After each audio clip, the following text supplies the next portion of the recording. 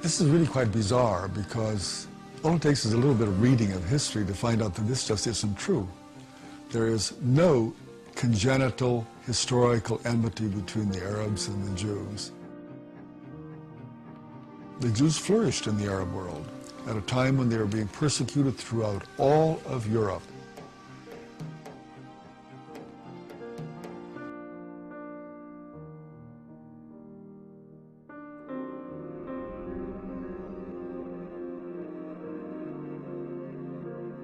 I'm a witness.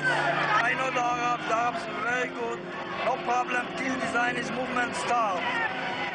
My grandmother tell me before the Zionist movement start, they babysitting each other, the kids.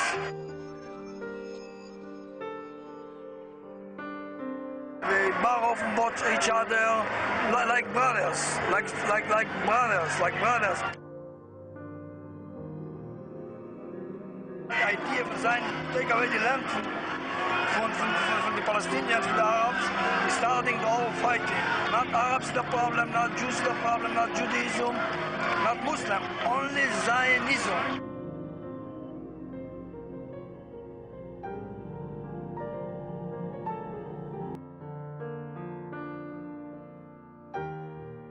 The mainstream Israeli Jewish society believed, because that's the way they had been educated, that Palestine was empty, had been empty when the Jewish settlers came there. Who paid the price when they settled there? Is it really true that Israel was a land without a people for a people without a land? Palestine was not empty. It was a land populated by Arabs who had a high level of culture, high level of education. With farms and markets and towns and villages and roads and commerce and lots of interaction with the rest of the world.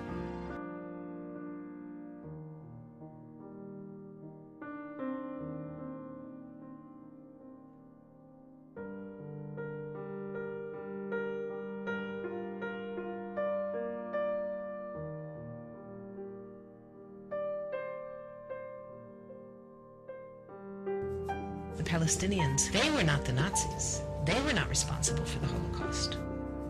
But they were the ones who paid the price.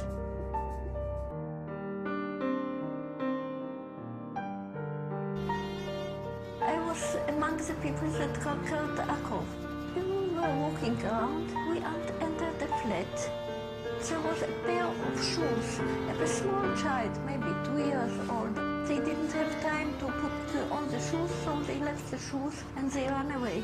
They left everything.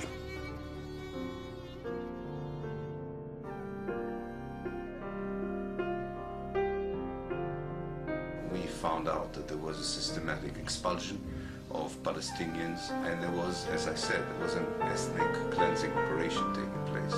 The most infamous campaign was the massacre at the village of Deir Yassin, where over 100 men, women, and children were systematically murdered.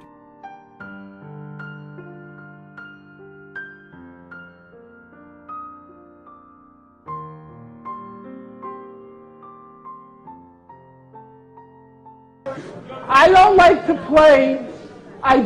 to play before an audience the Holocaust card. But since now I feel compelled to. My late father was in Auschwitz. My late mother, please shut up. My late father was in Auschwitz. My late mother was in Maidanek concentration camp. Every single member of my family, on my father's side, every single member of my family on both sides was exterminated. Both of my parents were in the Warsaw Ghetto Uprising. And it's precisely and exactly because of the lessons my parents taught me and my two siblings that I will not be silent when Israel commits its crimes against the Palestinians. And I consider nothing more despicable than to use their suffering and their martyrdom to try to justify the torture, the brutalization, the demolition of homes that Israel daily commits against the Palestinians.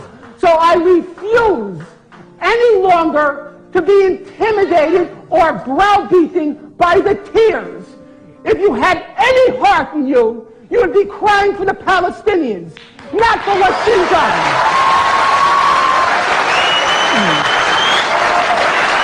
Most of the deserted and evicted Palestinian villages were erased from upon the earth and were either turned into Jewish settlements or into fertile land.